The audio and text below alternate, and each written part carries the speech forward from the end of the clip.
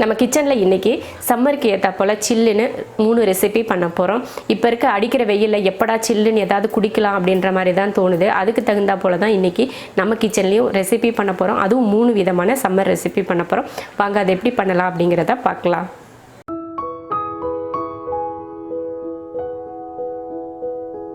தர்பூசணியில் வந்து விதையெல்லாம் கசப்பாக இருக்காது. இதோட சேர்த்து அரைச்சாலுமே ப்ராப்ளம் இல்லை, நல்லது தான். இப்போ இதை அரைக்கிறதுக்கு மிக்ஸி ஜாரில் போட்டுக்கலாம். நான் வந்து ஒரு 2 டம்ளர் அளவுக்கு தான் ஜூஸ் பண்ண போகிறேன். சட்டுன்னு ஒரு அடியில் அடிச்சிரும், அதனால தான் பெருசாகவே போட்டு. இது வந்து ரொம்ப கெட்டியாலாம் இருக்காது, லைட்டாக தான் இருக்கும். அதனால் ஒரு 10 போல் மிளகுத்தூள் கூட நீங்கள் சேர்த்துக்கோங்க. கொஞ்சம் புதினா, கொஞ்சமாக உப்பு, கொஞ்சம் சர்க்கரை சேர்த்துக்கலாம். 2 ஸ்பூன் சர்க்கரை போதும். ஏன்னா முன்னாடியே இந்த தர்பூசணிலையும் கொஞ்சம் இனிப்பு இருக்கும், அதனால் 2 ஸ்பூன் போதும். கொஞ்சம் லெமன் புழிஞ்சிக்கலாம். இதில் தண்ணி எதுவுமே நம்ம சேர்த்துக்க வேணாம், இதுவே தண்ணியாக தான் இருக்கும். அப்படியே அரைச்சிக்கலாம். அரைச்சாச்சு. இப்போ வடிகட்டிக்கலாம். வடிகட்டாமல் கூட ஜூஸை நம்ம குடிக்கலாம். ஏன்னா இதில் விதையோடு சேர்த்து போட்டு அரைச்சதுனால அது கொஞ்சம் வடிகட்டிட்டால் தான் அந்த விதையெல்லாம் தனியாக வரும். அதுக்காக தான் வடிகட்டியிருக்கேன். புதினா மிளகு எல்லாம் போட்டோம் இல்லையா, அதனால் கொஞ்சம் வடிகட்டிட்டோம்னா குடிக்கிறதுக்கு நல்லாயிருக்கும். ஜூஸ் ரெடி ஆயிடுச்சு. இப்போ ஒரு கிளாஸ்க்கு மாற்றிடலாம். தர்பூசணியில் சூப்பராக ஜூஸ் பண்ணியாச்சு. நீங்களும் இது போல் ஜூஸ் பண்ணி குடிச்சு பார்த்துட்டு பிடிச்சிருந்தா லைக் பண்ணிவிட்டு ஷேர் பண்ணிவிட்டு கமெண்ட் பண்ணுங்கள்.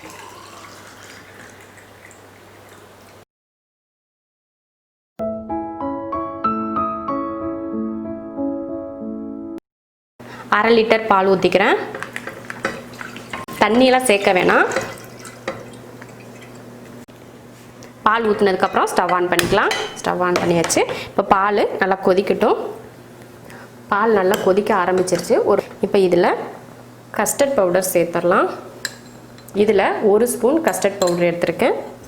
அதுக்கு கொஞ்சம் தண்ணி சேர்த்துக்கலாம். கொஞ்சம் தண்ணி சேர்த்து கலந்துக்கலாம். பவுடர் அப்படியே கலந்தோம்னா கட்டியாக நின்றுக்கும். அதனால தான் நம்ம இந்த மாதிரி தண்ணியில் கலந்து சேர்த்துக்கணும். இது போல் கட்டி இல்லாமல் கலந்துட்டு இப்போ இதில் சேர்த்துக்கலாம் பால்.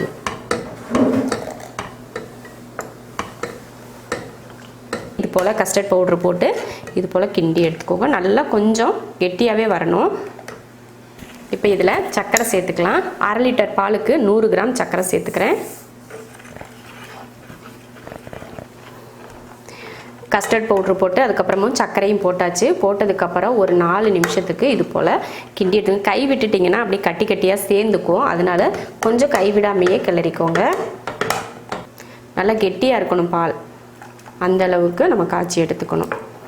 உங்களுக்கு இந்த கலர் பத்தலை அப்படின்னு இருந்துச்சுன்னா இன்னும் ஒரு ஸ்பூன் சேர்த்து நீங்கள் கஸ்டர்ட் பவுட்ரு கலக்கிக்கலாம். நமக்கு இந்த கலர் வந்து கொஞ்சம் இந்த அளவுக்கு இருந்தால் போதும், லைட் கலரில் இருந்தால் போதும் அப்படின்றதுக்காக தான் நான் 1 ஸ்பூன் சேர்த்துக்கிட்டேன். இந்த கஸ்டர்ட் பவுடர் வந்து வெண்ணிலா ஃப்ளேவரில் உள்ள கஸ்டர்ட் பவுடர். இப்போ போதும். இப்போ அடுப்பை ஆஃப் பண்ணிடலாம். காய்ச்சினதுமே வேறு ஒரு பாத்திரத்துக்கு மாற்றி வச்சிடலாம். கஸ்டர்ட் பால் வந்து நல்லா ஆறிடுச்சு. இப்போ இதில் பழங்கள்லாம் சேர்த்துக்கலாம். வாழைப்பழம்,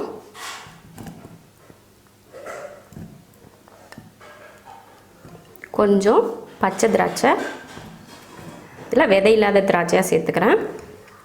அப்புறம் கருப்பு திராட்சை, இதுவும் விதை இல்லாதது தான். 2ஆக கீரி போட்டிருக்கேன். ஆப்பிள் கொஞ்சம், எல்லாத்துலேயுமே பாதி பாதி தான் எடுத்திருக்கேன். அப்புறம் மாதுளையில் கொஞ்சம். சூப்பராக நல்லா கலர்ஃபுல்லாக இருக்கும். மாதுளை சேர்த்துக்கிட்டிங்கன்னா உங்களுக்கு இதில் பழம் சேர்க்குறது வந்து உங்கள் விருப்பம். எந்த பழம் வேணாலும் நீங்கள் சேர்த்துக்கலாம், உங்களுக்கு விருப்பப்பட்டது. ஃப்ரூட் கஸ்டர்ட் ரெடி ஆயிருச்சு. கூலிங் ஆகிறதுக்காக கொஞ்சம் ஃப்ரிட்ஜில் வச்சிங்கன்னா ரொம்ப நல்லாயிருக்கும். ஒரு 10 நிமிஷம் கிட்ட ஃப்ரிட்ஜுக்குள்ளே வச்சு எடுத்துக்கலாம்.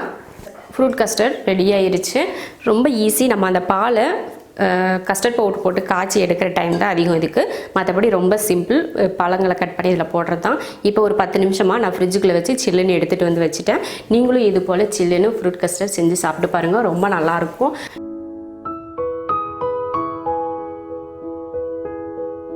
தொல்லை உரிச்சிட்டு அதில் இருக்க விதையெல்லாம் கட் பண்ணி எடுத்துட்டேன். ஒரு நெல்லிக்காய், 3 ஆரஞ்சுக்கு ஒரு நெல்லிக்காய் எடுத்திருக்கேன். மிக்ஸி ஜாரில் அரைக்கிறதுக்கு போட்டுக்கலாம். விதையெல்லாம் எடுத்துட்டு சேர்த்துக்கோங்க, இல்லைன்னா கசப்பாயிரும் ஜூஸ் வந்து. ஒரு நெல்லிக்காய், கொஞ்சமாக புதினா, கொஞ்சம் உப்பு, லைட்டாக உப்பு சேர்த்துக்கோங்க, அதிகமாக வேணாம், கொஞ்சமாக. இப்போ இதை அரைச்சிக்கலாம். தண்ணியெல்லாம் ஊற்ற வேணாம், தண்ணி ஊற்றாமலே அரைச்சிக்கலாம். ஜூஸ் அடித்தாச்சு. தண்ணியே நம்ம ஊற்றிக்கல, வருங்க அந்த ஆரஞ்சில் இருக்க சார்லேயே இவ்வளோ தண்ணி வந்திருக்கு. இப்போ இதை வடிகட்டிக்கலாம்.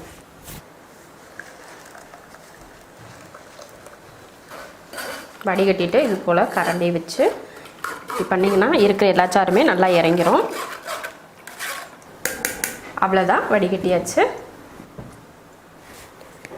இப்போ இதில் 1 ஸ்பூன் தேன் சேர்த்துக்கலாம். நம்ம இதில் சர்க்கரையெல்லாம் சேர்த்துக்க வேணாம், தேன் சேர்த்துக்கிட்டால் போதும்.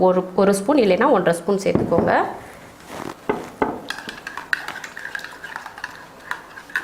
தேன் ஊற்றி கலந்தாச்சு. இப்போ இதை ஒரு கிளாஸ்க்கு மாற்றிக்கலாம்.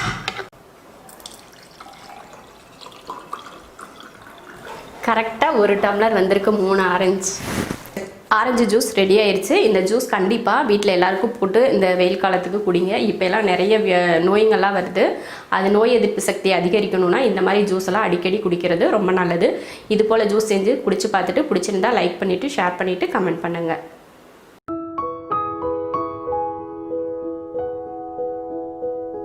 அரை லிட்டர் பால் ஊற்றிக்கிறேன். தண்ணியெல்லாம் சேர்க்க வேணாம். பால் ஊற்றினதுக்கப்புறம் ஸ்டவ் ஆன் பண்ணிக்கலாம். ஸ்டவ் ஆன் பண்ணியாச்சு. இப்போ பால் நல்லா கொதிக்கட்டும். பால் நல்லா கொதிக்க ஆரம்பிச்சிருச்சு. இப்போ இதில் கஸ்டர்ட் பவுடர் சேர்த்துடலாம். இதில் 1 ஸ்பூன் கஸ்டர்ட் பவுடர் எடுத்துருக்கேன். அதுக்கு கொஞ்சம் தண்ணி சேர்த்துக்கலாம். கொஞ்சம் தண்ணி சேர்த்து கலந்துக்கலாம். பவுடர் அப்படியே கலந்தோம்னா கட்டியாக நின்றுக்கும். அதனால தான் நம்ம இந்த மாதிரி தண்ணியில் கலந்து சேர்த்துக்கணும். இது போல் கட்டி இல்லாமல் கலந்துட்டு இப்போ இதில் சேர்த்துக்கலாம் பால்.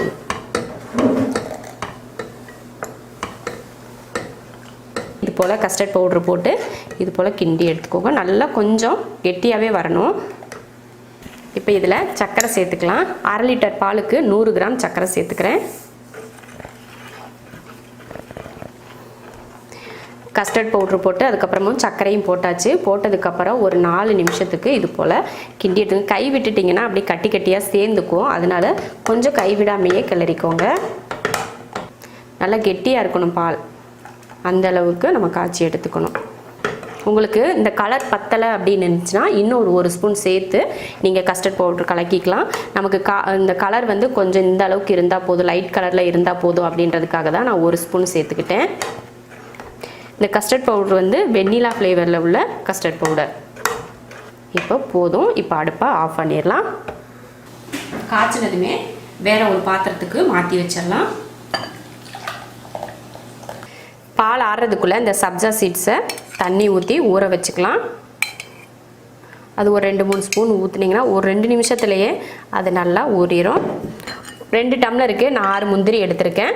அதையே பொடியாக கட் பண்ணி எடுத்துக்கலாம். ஒரு ஆப்பிள் எடுத்திருக்கேன். இது ரெண்டையுமே சின்னதாக கட் பண்ணி எடுத்துக்கலாம். நல்லா ஆறிடுச்சு. இதை ஒரு மிக்ஸி ஜாருக்கு மாற்றிக்கலாம்.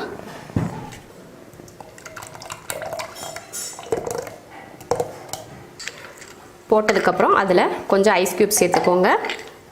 ஐஸ் க்யூப் சேர்த்து இதை ஒரு ரெடியாக அடிச்சிடலாம். ஐஸ் க்யூப் போட்டு அடித்தாச்சு. ஒரு கிளாஸில் மாற்றிக்கலாம். குட்டியாக கட் பண்ண ஆப்பிள் கொஞ்சம், நம்ம ஊற வச்சோம் இல்லையா சப்ஜா சீட்ஸ், அது